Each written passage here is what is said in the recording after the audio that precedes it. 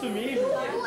Aí, gente, o que vocês querem hoje? Tá cheio de promoção nova, ó. Cheeseburger, R$1,25. Que isso, cara? Suco, R$1,03. Refrigerante, 2/3. R$2,50? R$2,50? Doce, 6/8. Só tudo baratinho, gente. Você já decidiu o que você vai comer? Tava meio indecisa, mas acho que sim. Marquinhos, por favor, vê um cheeseburger e refrigerante pra mim, tá? Rapidinho, no capricho, tá?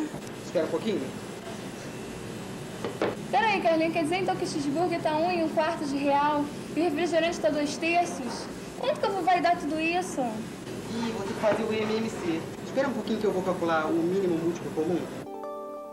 É claro que isso que acabamos de ver é uma brincadeira. Ninguém escreve preços usando frações.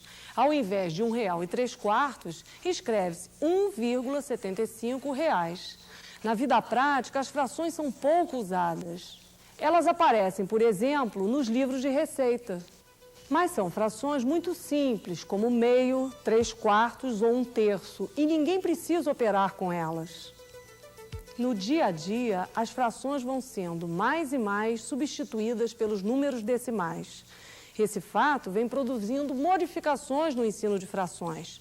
Elas continuam importantes, mas os cálculos com frações precisam ser tratados de outras maneiras. Na maioria das escolas, as crianças começam a aprender frações na 3ª série. Certas ideias sobre frações, elas aprendem sem dificuldade. No entanto, há outras em que as coisas só complicam. A princípio, eu sinto no trabalho com as crianças uma primeira dificuldade, que é exatamente a questão da transformação de um número misto para fração imprópria e de fração imprópria para número misto. Fica uma coisa meio que complicada quando você pega, vamos dizer, 5/4 e pede para a criança fazer o desenho. A criança normalmente tende a dividir em 5 partes e pintar 4.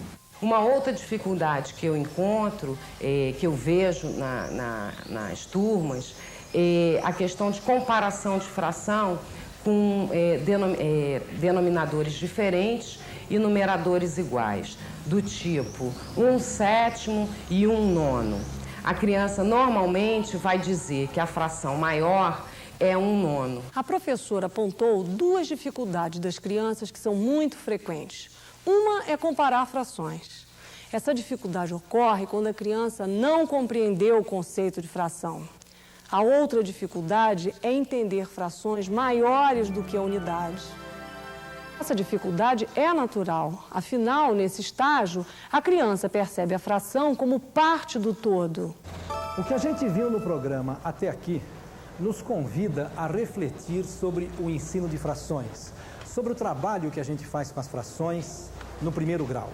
Em primeiro lugar, chama a atenção o seguinte: na vida prática, as frações são muitíssimo menos importantes do que os decimais. E, no entanto, na matemática da escola, a gente inverte isso. Dá-se muito mais atenção às frações do que aos decimais. Em segundo lugar, apesar da gente identificar as dificuldades das crianças, como fez a colega professora agora há pouco, apesar da gente reconhecer que esse é um conceito que exige um tempo maior para ser construído pelo aluno, apesar disso tudo, a gente continua insistindo em ensinar praticamente todos os conteúdos relacionados a frações até a 4ª série. Até esse momento já se ensinou o conceito, a comparação de frações, a equivalência, a ordenação de frações, as 4 operações com os algoritmos finais definitivos.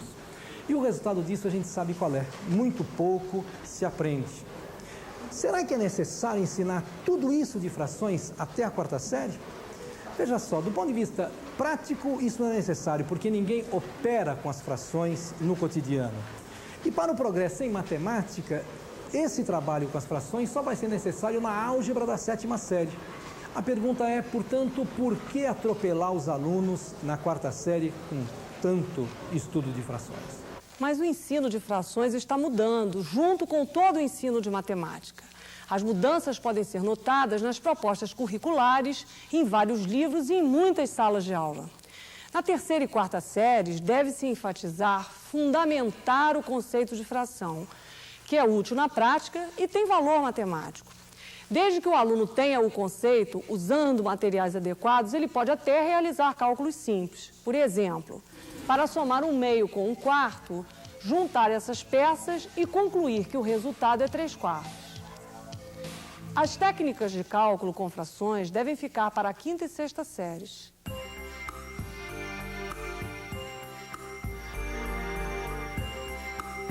Na matemática, a noção de fração está associada a um pedaço de um todo, mas um pedaço em que o todo foi dividido em partes iguais.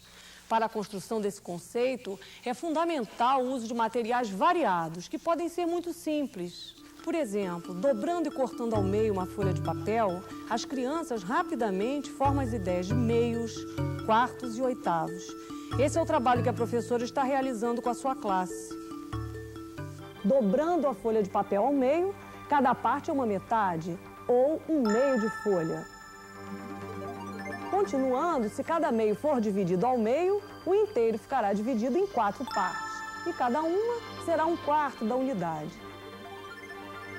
Continuando assim, dividindo cada quarto ao meio, teremos a unidade dividida em 8 partes, cada uma sendo 1/8.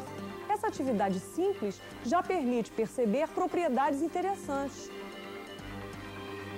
Comparemos a fração 1/4, por exemplo, com a fração 1/2. Vemos que 1/4 é menor do que 1/2. Com o mesmo material, podemos também ver que 2/4 é igual a 1/2. Vendo essas imagens, você deve ter concluído também que 1/4 mais 1/4 é igual a 1/2. Observe que as comparações e operações realizadas apoiaram-se apenas no conceito de fração.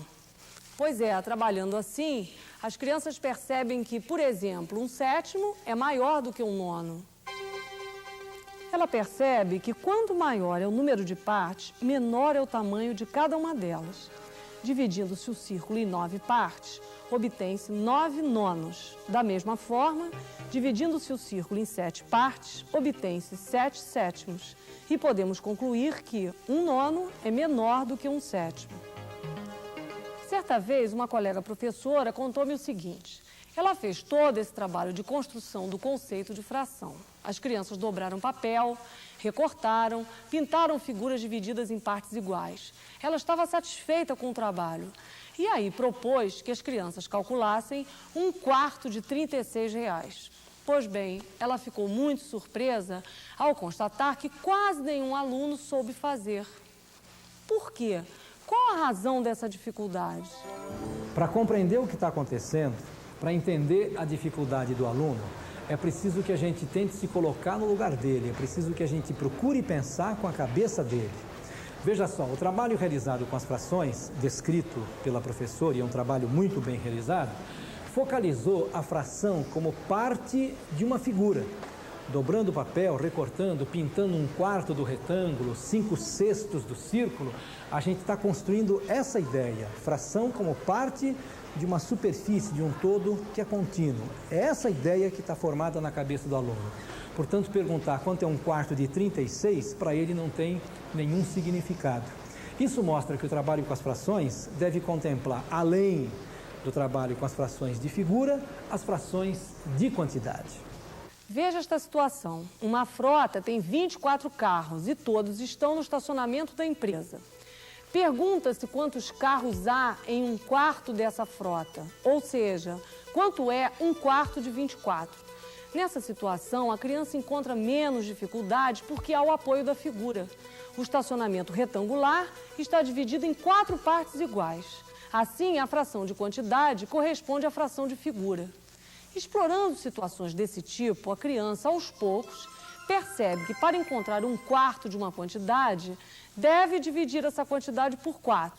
Se for 1/3, divide por 3 e assim por diante. Como se vê, há muitos aspectos envolvidos no trabalho com as frações. Neste programa, focalizamos alguns deles. Por hora é só.